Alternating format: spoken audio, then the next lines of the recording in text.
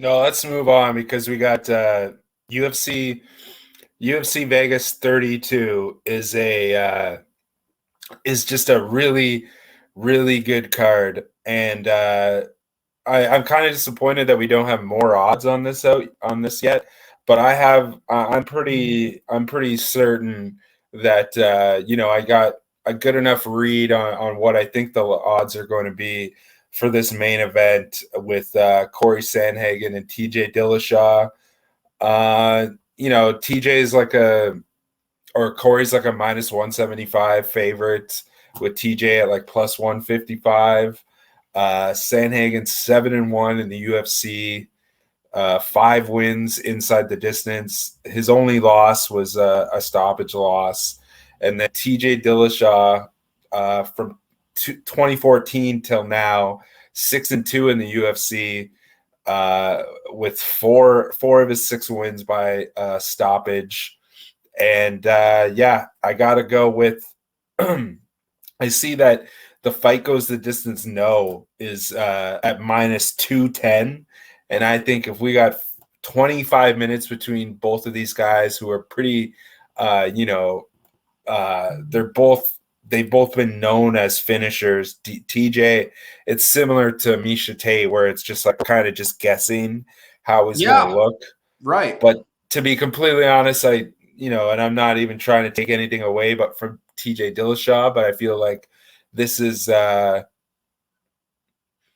don't know, this might be too much of a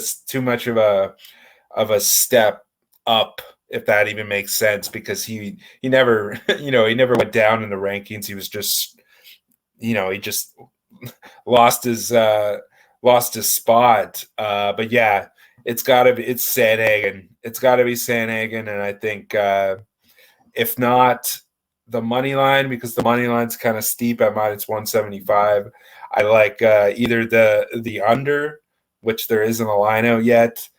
But I don't think that this fight's going to go the distance. One of them, I feel like Sandhagen's going to go in there and probably just wear on TJ and get like an RNC or something like that. Just backpack him and wear on him, and like a second round submission. I don't even think. It's hard to even say if it's going to be a submission or a TKO, but I think that, I'm quite certain this fight will not go the distance, and I think Sandhagen gets it done inside the distance. What do you think? Man, it's like you said, Al. The question marks for me I know what Cory Sandhagen we're going to get. Right? A high-level guy, championship level in my estimations, and a guy that's on the up and up, an absolute killer, a bloodthirsty, focused, concise, huge bantamweight who, like you said, one hiccup, Aljamain Sterling backpacks him, locks in the RNC. The fight's over in a minute, 90 seconds. You know what I mean? I'm not going to call it a fluky fight, but personally, I think Cory Sandhagen probably beats Aljamain Sterling 8 or 9 times out of 10. I think we saw the variance outcome in that spot. I really do.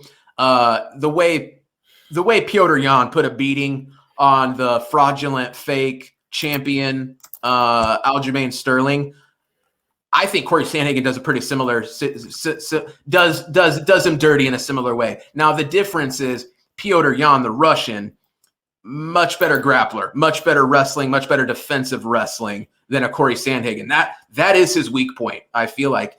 And I'm not going to be surprised if TJ Dillashaw comes in here with a wrestle-heavy game plan, because I think that is the blueprint. Aljamain Sterling laid out how you beat Cory Sandhagen, okay? And I'm not going to be surprised if TJ Dillashaw, who, Dwayne Bang Ludwig kickboxing, a guy who elevated his striking to championship elite level, I'm not going to be surprised if Dillashaw comes in here with that kind of a game plan. But I will say this, TJ Dillashaw, 35 years old, literally at the expiration date for a bantamweight, generally speaking, 2 years removed, ring rust as a mofo, no longer on EPO. And Al, I've said this time and time again. I said it time and time, and I'm going to say it one more time. TJ Dillashaw got caught on EPO, okay? TJ Dillashaw wasn't just on EPO, okay? The guy's got steroid nips like a mofo, gyno like crazy. TJ Dillashaw was on everything, okay? This dude was on a concoction of PEDs. So we might not be talking about a downtick in cardio output and pace. We might be just talking about a guy that looks nothing like what he did previously. And but the thing is, again, like you said, man, we just don't know. And I do have questions. I don't know the TJ Dillashaw we're going to get. But I'll say this. Even if it is the same Dillashaw, which it's not going to be, even if it was, I still probably favor Cory Sandhagen. And I do. Cory Sandhagen's the play. I can tell you folks right now, it don't matter the tape I'm going to run, the stat digging I'm going to do.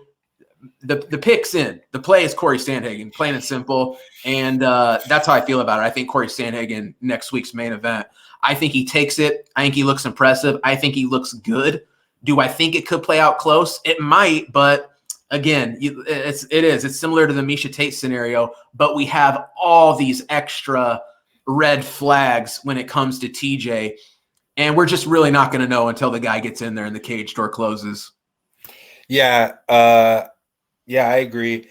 I also think that something that I've just picked up on is Sandhagen is really good, and we obviously saw it with the Frankie Edgar knockout, but even with the Marlon Moraes knockout, he's really good at timing people based on their head movement. He's really good at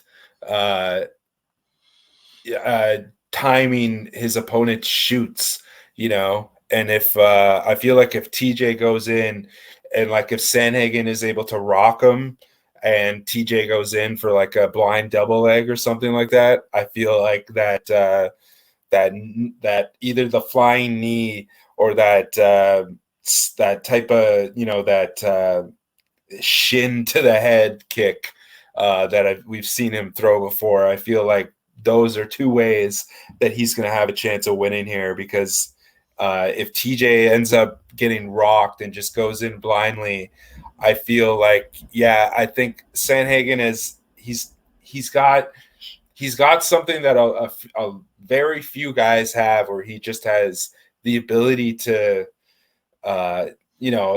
he's this type of guy who could throw if he had if he was a little bit finer tuned in his jiu-jitsu. He's the type of guy that he has like such a good vertical leap and stuff like that he could throw like a flying triangle.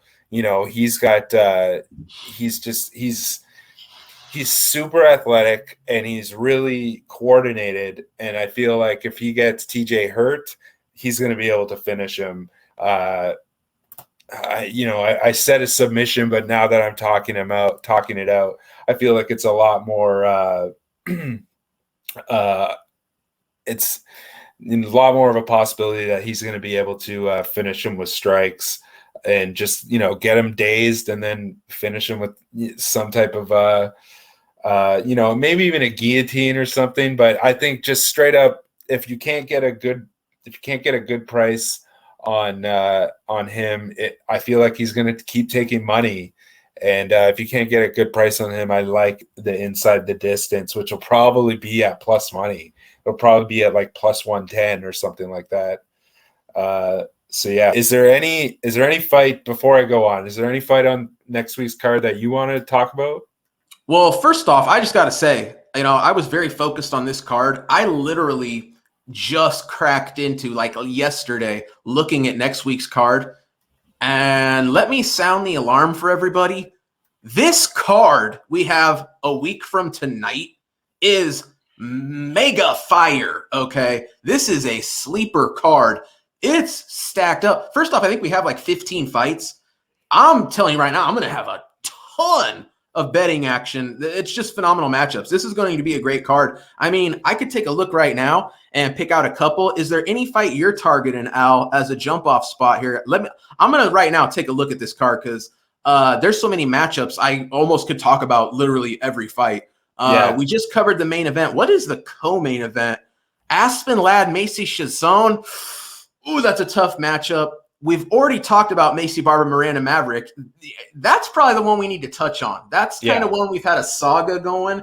We talked about this. I mean, what? Al, we've been talking about this fight 2 or 3 months now, right? And I'm going to let you kick it off because we're seeing some line movement and a little bit surprising. You hit me up on a DM on Twitter yesterday saying, hey, you seeing these numbers on Miranda Maverick? And I it literally made my eyes pop. I could not believe what we're seeing. And it's got me licking my chops. Al, what do you think about this matchup, man? Yeah, like usually when we do one of these look aheads and we're super confident in it, we see the line go the other way, right? And this line has gotten better and better. I know that at one point, I know that when this fight was announced, Macy Barber opened as the favorite, which is just ludicrous. But it was corrected very quickly, and Miranda Maverick was at like minus 175. And then some time went by, and she was at minus 150 and minus 145. But now you can get Miranda Maverick at minus 130 against Macy Barber. And Miranda Maverick is just she's on another level. She's she has 2 losses to her name, but those are in Invicta, and that she's fighting the highest of her level as a almost like a baby. She's 24 years old, and she's her 2 losses came. Her first loss came in 2018. Her second loss came in 2019, and since then she's gone 7-0 with the 2 UFC wins. She's I don't even know exactly how to explain it, but she's so rangy and she's so precise with her striking. She's so good at doing that. She mixes it up where she's able to like feint her shooting, and she's a lot better than Macy Barber, who just seems one-dimensional and seems to have gotten away from what made her really good, which was like her basically her wrestling, and then she just fell in love with her hands. And yeah, she's 4-2 in the UFC, but on a 2-fight winning streak, with all 4 of her wins, Macy Barber, all 4 of her wins inside the distance. And to me, I don't think there's any possibility that Miranda Maverick is going to get finished by Macy Barber. And so it comes down to me, the way I handicap this is basically the longer this fight goes, the more it's in Miranda Maverick's favor. And I'll always just remember like that spinning wheel kick that Macy Barber threw at Alexa Grasso, where she was like, a foot and a half away from her. She's one of those fighters that will throw a punch and then miss and then come around with that just lazy spinning back fist. I don't know what people see in this girl to think that she's the future, because I don't know, her last 2 performances, the broke or the leg injury, obviously, just not a fluke, but she was losing that fight up until that moment. That didn't really change the course of it. That just made it worse. And then with the Alexa Grasso fight, that was just, oh my God, she's horrible performance. Oh, absolutely, just horrible. And not just she's the type of person that type of fighter where you see it, it's just so obvious that she needs a change of scenery. She needs to go to a different camp. But she's the type of fighter that like talks back to her corner where her corner is trying to coach her. She just seems, I don't know, she just seems not like Miranda Maverick, who is just on another level. Like Miranda Maverick is, she put Jillian Robertson away pretty easily. Like she didn't play, but she handled her pretty easily. Liana Jojua, she handled her pretty easily. Just like cut her up pretty bad. And Macy Barber is a bleeder, and she's pretty tough, but I feel like I wouldn't be surprised if we just see like a 30-26 decision win here for Miranda Maverick, because just her every aspect of her game is better. I feel like Macy Barber is probably the bigger girl as far as just like her body, like her ability to use her weight. But I don't even think it's going to get to that point. Miranda Maverick is just so good. She's so rangy. She's so fluid and light on her feet. And Macy Barber is just going to probably throw a wheel kick from a foot away from her and miss her. And we're going to laugh about it. And I think Miranda Maverick is I just don't see what other people are seeing. Why is money coming in on Macy Barber? Like, I don't get it. I don't get it at all. Miranda Maverick is the far better fighter here. And I'm not going out on a limb by saying that. This matchup is should be the sharps and squares, right? Pros versus Joes, because I don't know anybody who is gonna, like, an educated MMA handicapper that's gonna be like Macy Barber at plus money. That's a great bet. I don't think that against Miranda Maverick, who's just she's a warrior. This girl could be, if Valentina wasn't holding the throne, Miranda Maverick, I put her in the same conversation as like what's her name, Firo, the France girl. I like her a lot. Yeah, this Miranda Maverick's right up there for me.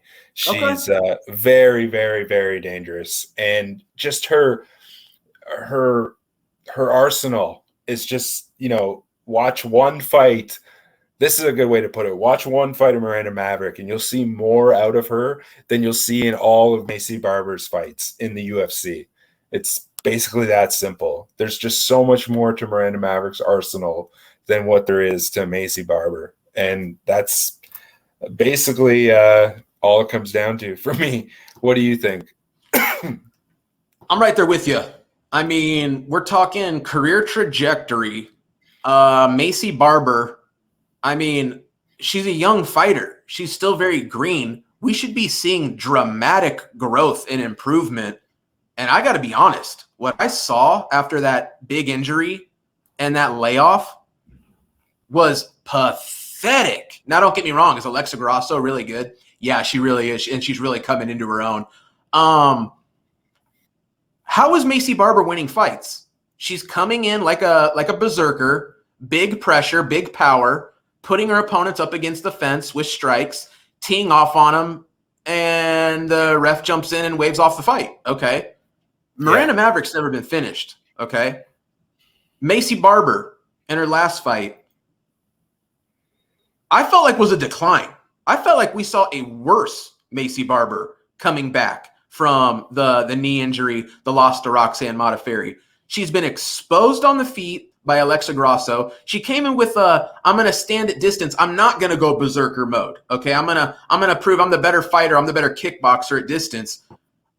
She's throwing kicks from 6-7 feet away. I mean, I'm not even sure if, and it's not like it's a feint. It's not like it's there to set something up. I don't know what the hell it is, but I'm going to tell you right now, it really opened my eyes to what Macy Barber is and isn't. And I'll be honest, I felt like she's probably overachieved. Like, she's very, like you said, very one-dimensional and has just looked terrible. Absolutely exposed by Roxanne Modafferi. Put her flat on her back. She's got nothing. Going in there against Maverick, who has a very good top game. At this point, I want to say Maverick's probably the better striker. I think she's absolutely the more tactical fighter. Now, am I saying Macy Barber can't win? No. But I feel like outside of her throwing an early barrage that hurts Maverick and puts her away, the ref jumps in, something like that. But that seems very unlikely to me. I see Miranda Maverick as the far more complete fighter, way more paths to victory. And like I said, she's never been finished. So Macy Barber, to get a win, needs a finish. She's going to have to do something no one else has ever done, okay? I like Maverick a lot at at minus 130. I mean, folks, I don't need any more time to debate it. That's the move. If you got Miranda Maverick minus 130, it's go time. Pull the trigger tonight. I mean, here's my only question, Al. I say pull the trigger tonight, but who's to say this line doesn't keep moving? I mean, I'm already baffled. I'm already confused at the fact that we're getting this number, right? I just don't know, Al. This line movement has me confounded. In a way, it almost makes me. I'm like introspect. I'm like, am I forgetting something? Am I missing something here? But no, I don't think so. I still think somehow Macy Barber has this allure to her that I think is a farce. I don't think she's who we thought she was, and I think we continue to see her get exposed. Like I said, comes back off the layoff, looks worse than ever. I mean, I think she's plateaued, if not declined. And we're talking about Miranda Maverick, who literally every fight makes drastic improvements and looks better every outing. I mean, what more can I say? It's Maverick for me, and I like it a lot. Let me just throw it out to the people, whether you're on the Patreon or not. A Miranda Maverick bet is in the works. All right, so let me throw that to the people. But Al, we've been throwing this one to the people for a couple months now.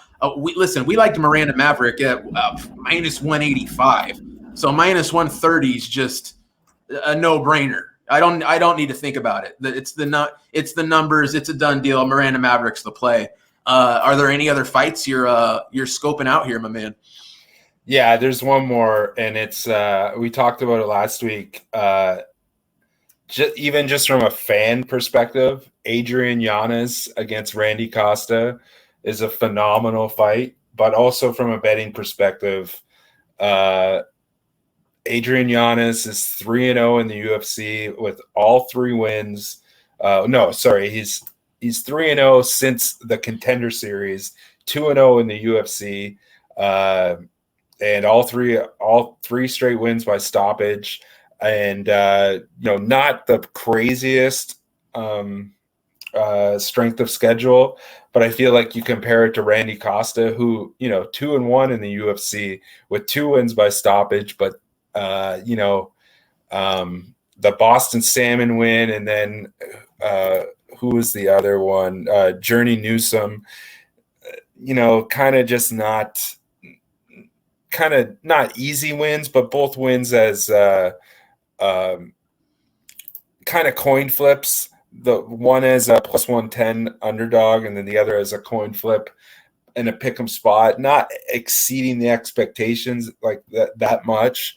But Adrian Yanez is like a special talent. He's like, I feel like a once in a lifetime. Just he's very, very unique.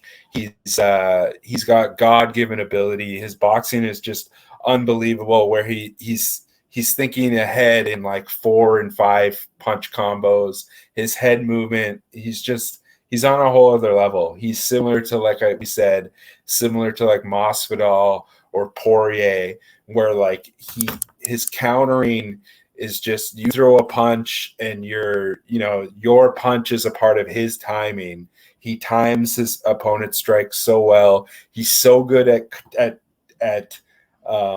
what a lot of boxers are really good at, of just like cutting the ring off, which is almost impossible to do properly in the octagon. But he's so good at cutting the cage off. And I feel like Randy Costa is a little bit too if Randy Costa decides to come forward against Adrian Yanez and not be conservative, this fight's not going to last very long at all. And this is another one where I think it's like minus 190. Fight goes the distance, no. I think that's a solid play. And then even just Yanez at like minus 175.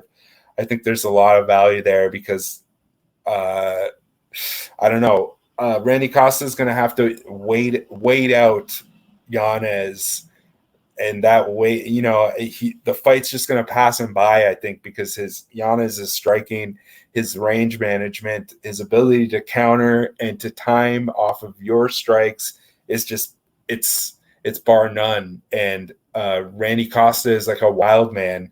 And if he has that wild man style, I think Giannis is going to put him out. What do you think? I think you're spot on, Al. First off, this has fight of the night written all over it. I mean, we're talking about two dudes who all they do is go toe-to-toe and just bang it out. I mean, I can't believe these guys aren't signed to a contract under Bang Bros. You know what I mean? But Al, you're absolutely right. Adrian Yanez, the ultra efficient striker. I mean, this guy's ability, if he throws something, it's landing, and it's landing hard, it's landing heavy, it's landing with speed, it's landing with precision. Randy Costa, more, the wild man style, right? Now, don't get me wrong. Does it make him unpredictable? Does it make him very dangerous? Absolutely. But when it comes down to that, I'm taking, Conor McGregor said it.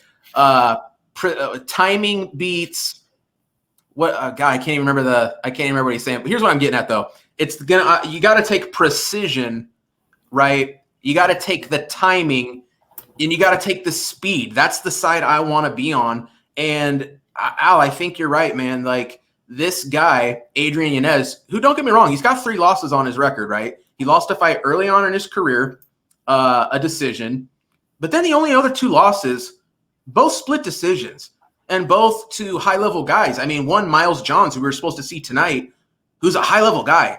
I had a bet on Miles Johns coming into tonight that was obviously voided because Anderson Dos Santos test positive for COVID. But what we've seen, the growth of Adrian Yanez since coming on a Contender Series and into the UFC, this guy has a confidence in his striking, a ability. I just feel like this guy's riding so high and is truly a believer that if you go toe-to-toe with this guy, it's not going to work out. I think Adrian Yanez absolutely is the side. I think that he probably does land those shots. I think he probably does catch Costa. I think this fight probably doesn't go to a decision because I think both guys are going to come out here and they're going to give the fight that their opponent's looking to have, and someone's going to land that shot, whether it be something wild on the Costa side or whether it be Adrian Yanez just touching this dude on the button over and over again. But Al, you said Yanez is sitting around a -175. I think it's priced accordingly, and I think Adrian Yanez has to be the guy you go with. I at this point, I think to beat an Adrian Yanez until he gets to the upper echelon guys in this division, it's going to need to be through testing the wrestling, the takedown defense, the grappling, and they're giving him essentially a purist striker. I don't know how you don't take Adrian Yanez against any guy who's going to go in there and give him that matchup. That's how I feel about it. Yeah, and another factor is also that Randy Costa has 7 professional fights, and Adrian Yanez has 16. Plus, he fought 5 amateur fights. Plus, he used to box amateur before that. So this is a guy who's literally fought, and he's only 27 years old. So this is a guy who's fought his entire life. You know, he fought amateur fights as a teenager. He fought an amateur fight when he was 20 in 2012. So that's when he was 18 years old. You know, this is he's just born and bred a fighter. And I feel like that experience, and I'm not talking about he fought in Bellator in 2016. You know, he moved to LFA in 2017, had a whole bunch of fights in LFA. We're talking, you know, not the UFC, but high level MMA, you know, for quite a while. He's got a ton of experience. And then Randy Costa has 7 pro fights, 2 of them in the UFC. 3 of them in the UFC. And I think that's a huge factor that's not being baked into the line here, where, you know, as good as he's looked, you just look at the strength of schedule and then look at the experience. the experience is just he outweighs him heavily. And Yanez at minus 175 is a treat. There's a lot of value on that one. Yeah, I think that's the move. It's going to be interesting to see. I'm actually taking a look right now. Yeah, it looks like your boy Yanez. Yeah, Yanez is taking some steam, folks. This is one that I think if you're looking to bet Yanez, you're going to need to pull the trigger sooner than later. This one's on the move. Al, one last matchup I want to touch on because it does have my attention quite a bit. Kyler Phillips, Julian Piva. And I'm going to keep it real. This is one that, man, that opening line kind of missed the boat on. Kyler Phillips opens up minus 150 over Julian Piva. Kyler Phillips, the Matrix. This dude just looks to be the absolute truth. Training out of MMA Lab. We know those guys just absolutely have it going on. Phenomenal training partners. Taking on Julian Piva, who I like a lot, who I'm high on. But Julian Piva, the flyweight who missed weight, lost a couple fights, some close fights. Honestly, probably got robbed against the Kai Kara France. I mean, this dude can bang. Coming up to 135. And I got to say, I like Kyler Phillips. I don't like him as much minus 250 where he is right now. And I bet he probably continues to take steam. I wouldn't be surprised the guy ends up minus 300. And at that point, man, I almost feel like Piva could be the value side, but I think Kyler Phillips wins this fight, man.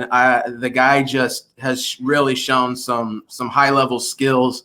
Another guy that I have pegged as a top 10 guy. It's just a matter of time. A dude that's still young. Another dude, he's lost one fight in the last few years, a split decision that he won that fight. I'm very high on Kyler Phillips. If I could have got him at minus 150, I mean, game on, green light. I am questioning it right now at this price. I feel like at minus 250, you kind of need to do something with it, whether it be parlay. We don't have props yet, but man, it's a tough matchup. I just think it's an intriguing matchup, and it's going to be a great fight. Another one of those fights that I, just really just can't wait to see play out. What is your opinion? Have you thought about this fight, Al? Yeah, this is another one where you're missing the boat. I feel like Phillips might be able to get a stoppage here because Piva is coming in on short notice, right? Like a month, I think.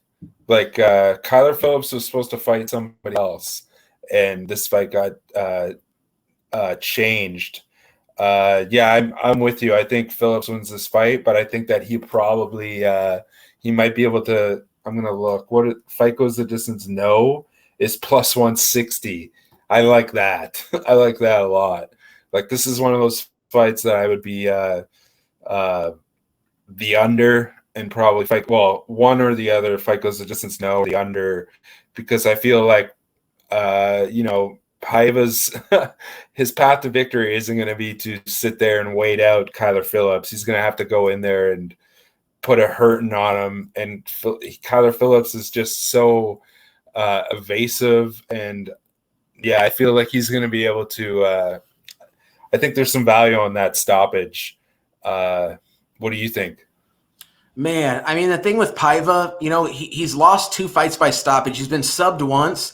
And the only other time he got stopped in the UFC was due to a cut, So he is a pretty durable guy, I think. But, oh, man, it's just tough to say, man. Because like I said, Julian Piva's good. Like, he really is. But I do question the success he's going to have up a division. Still a young guy at 25. I mean, they're both really young guys. I'm honestly a little bit disappointed one of them has to lose. You know what I mean? I would honestly like to see Piva come into bantamweight and probably not take such a big step up. But, yeah, man, I think Kyler Phillips is the move here. This dude just appears to be on a whole nother level. But I'll be honest, I wouldn't be surprised if this fight plays out closer than the implied probability currently of where Kyler Phillips sits at a minus 250. So I got questions. This is one that I'm really going to dig in on the tape. I feel like the tape's going to really tell me the story. But I think Kyler Phillips is the move here, man. I think we got time. We're coming up on about 2 hours. Al, is there one more fight you want to take a look ahead on before we wrap this up? I'll just I'm looking at like 3 right now, so I'll mention I'm interested in Nasruddin Imavov against Ian Heinisch. I know Ian Heinisch has won 1 fight in his last like 4 UFC appearances. Didn't look that great against Calvin Gastelum, but Nasruddin Imavov didn't look that great against Phil Hawes, but he's the underdog here. I kind of like him at plus 140. I'll have to dig into it more. And then Derek Minor against Darren Elkins. I feel like Derek Minor is that last fight that we saw him, he looked really good. And then Darren Elkins, he's the damage, right? He goes out there and just gets punched in the face for a living. And then there's one that I'm seeing here, and I don't know anything about her opponent, but Sierra Eubanks is a minus 250 favorite against somebody, and that's all I'll say. Is Elise Reed is a plus 250 underdog to Sierra Eubanks, who I think is 8-8 in her professional MMA career. I do not think that she should be a minus 250 favorite against anybody. So that's one that I'll probably for sure be fading her on. Any thoughts on those? Man, I don't know. Well, listen, the one that's standing out to me probably, I don't know Elise Reed well enough, Cage Fury champion, but only 4 pro fights. Like you said, Sierra Eubanks, a 500 fighter. I got to watch the tape on Elise Reed before I can get a feel for this fight. But the one that's standing out to me as far as that matchup goes is the Darren Elkins versus Derek Minner, right? Let me see here. What are the odds on that fight? Yeah, Derek Minner minus 150, man. Derek Minner looks to kind of be a different guy since he's gone over to Glory and got with James Krause. I think it could be a good play. Man, Darren Elkins, though, the guy's played spoiler many a time before, but God, it does seem like he is on the way out. I mean, 25-9. Won his last fight against Eduardo Garagori, rear naked choke, round 3, but the loss to Nate Landwehr, which honestly I kind of thought he could have won the fight against Nate Landwehr. He had so much damage on his face, though. The judges gave it to Landwehr. The loss to Ryan Hall, the loss to Ricardo Lamas, and the loss to Alexander Volkanovski. It's a tough one, man. But, we're talking about a guy 37 years old at featherweight. Probably the move is Derek Minner.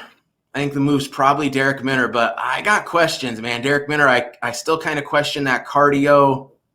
I don't know. Tough matchup, man. I'm going to have to dig into that one. So I just think that Elkins is going to try to play the stand and bang game, and Derek Minner is too smart to do that in this stage of his career. Especially, you're going to be able to rely on him having a good game plan with Krause in his corner. True. So I feel like this fight, this is the type of fight that a 30-27 boring Derek Minner just lays and prays type fight, because fight goes the distance, yes, is minus 190, and I could definitely see this going the distance with just like a cage control type performance from Derek Minner. Yeah, and I wouldn't be surprised. And I will say this, man, James Krause, dude, that guy, his ability to game plan and exploit an opponent's weakness, pretty second to none right now. And not only that, you could absolutely tell Derek Minner. I mean, what was Derek Minner's downfall previous to going to Glory? He was a one-round fighter. He didn't have a gas tank. Absolutely showed us in that last fight. He's improved in that area. And Krause has this dude just running on the treadmill. So I think you're probably right. I absolutely lean Derek Minner. And at minus 150, not a bad number, man. So I think you're right. Al, man, we are over 2 hours. This has got to be our longest bloodshed episode we've ever done. I think we probably need to wrap it up. What do you think? Yeah, I mean, Yeah, we can go over all these fights, but eventually we're just We like could talk about the whole regurgitating. card if that's what people want, right? I mean, we're just eventually just regurgitating. So we gotta, people can't miss us unless we leave, right? So we gotta go sometimes. Absolutely.